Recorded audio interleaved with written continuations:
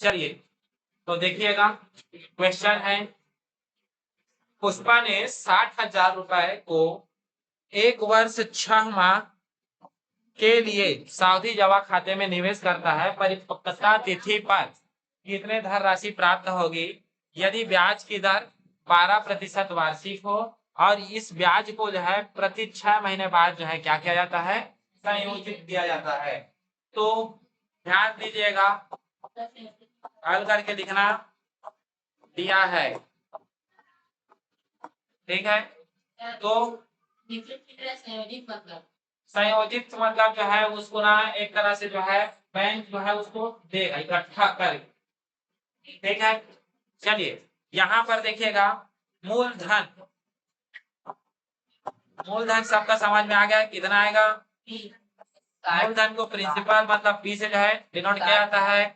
60,000, खाली 60 मत लिख देना, हाँ 60,000 में कितना जीरो रहता है, 3 जीरो, 1000 में 3 जीरो और एक करके 40, ठीक है। अब यहाँ पर ध्यान दीजिएगा, समय, समय है R N is equal to कितना होगा, 1 वर्ष plus N is equal to कितना है, 1 वर्ष 6 माह, ठीक है। 1 वर्ष में कितने माह, 12 माह, सभी को पता है, बढ़िया बात है। 6 माह है, 12 और 6 कितना माह हो गया, 18 माह, ठीक है। इतना तो सबका समझ में आ गया। अब यहाँ पर जो है देखिएगा, प्रति 6 माह तक का जो है इसको संयोजित करना है, मतलब 6 माह ही ज्ञात करना है।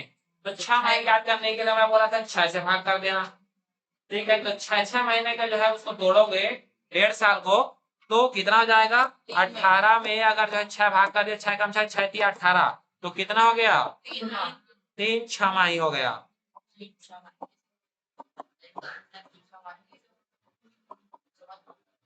मतलब जो है 6 माह है ना, तो उसको 6 माही बोलते हैं, 3 माही होता है तो उसको 3 माही बोलते हैं। ये वार्षिक था, ऊपर वाला क्या था, ये वार्षिक था, वार्षिक से 6 माही में टूट गया, ठीक है। अब देखिएगा यहाँ पर दर दिया है, दर को आर से प्रदर्शित किया जाता है, कितना प्रतिशत है, 12% ये किस में है, वार्षिक है।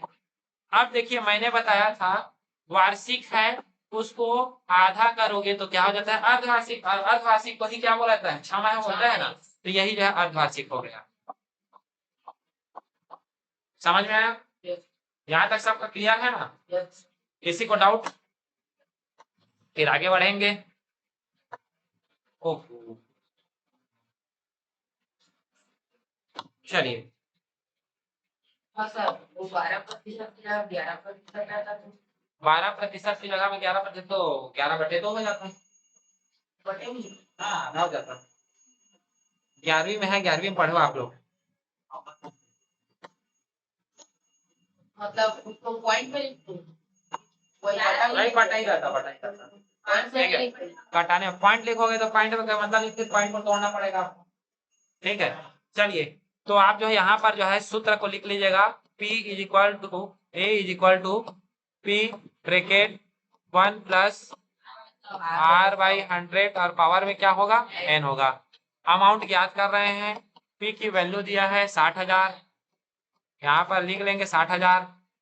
1 प्लस R की वैल्यू हमें पता है 6%, तो यहाँ पर जो है R की वैल्यू डाल देंगे 6% और 100 है। N की वैल्यू कितना है, N की वैल्यू 6 माह मतलब 3 6 माही था, 3 6 माही था ना, इधर देखेंगे पीछे वाले साहब, ठीक है। उसके बाद जो है ये 60,000 को मैंने यहाँ पर लिख दिया, बिना कटाने वाला बना रहे हैं, 100 एकम 100 और 106, कितना हो गया, 106/100, ठीक है। खाद में कितना है, 3 है, कितना क्लियर है, कितना बार लिखूंगा, 3 बार लिखूंगा।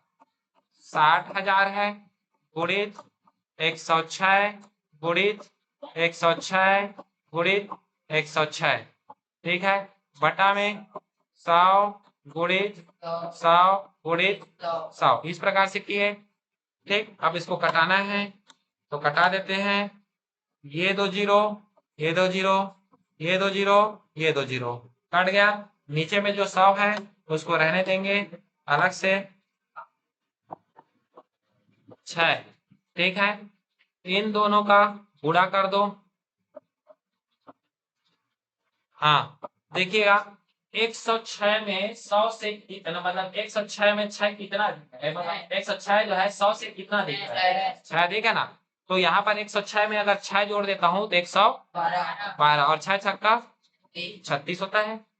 ठीक, ये वही वाला सूत्र है जो हम लोग तोड़ रहे थे। नीचे में कितना बच गया, 100 बचा है। अब इन दोनों का गुणा कर देते हैं, इन दोनों का गुणा कर दूंगा, 6 छक्का 36, 6 हासिल 3, 6 सुना और 6 होगा, 6 का 6 हो गया। अब इनका गुणा करूंगा। ठीक है, कर देते हैं।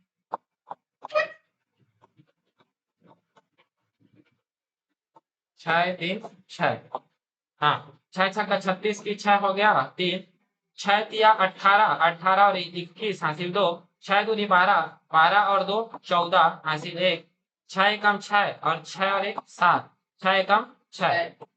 3 का पारा पढ़ देंगे, 3 छक्का 18 हासिल 1, 3 तिया 9 और 1 10 हासिल 1, 3 दूनी 6 और 1 7, 3 एकम 3, 3 एकम 3।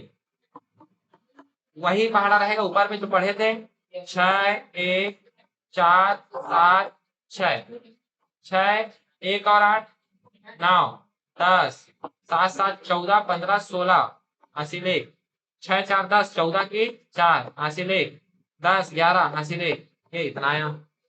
ठीक है,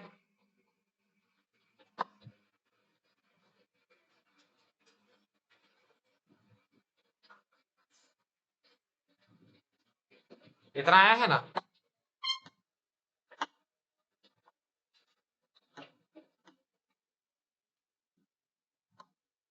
अब इसको बराबर कर देंगे, बटा में कितना था, 100 था, 100 था ना। 2 जीरो कटा देंगे, 1 2 दशमलव यहाँ पर लगा देंगे, तो आंसर कितना हो जाएगा, 71,460.96, यही इसका क्या हो जाएगा, फिर आंसर हो जाएगा।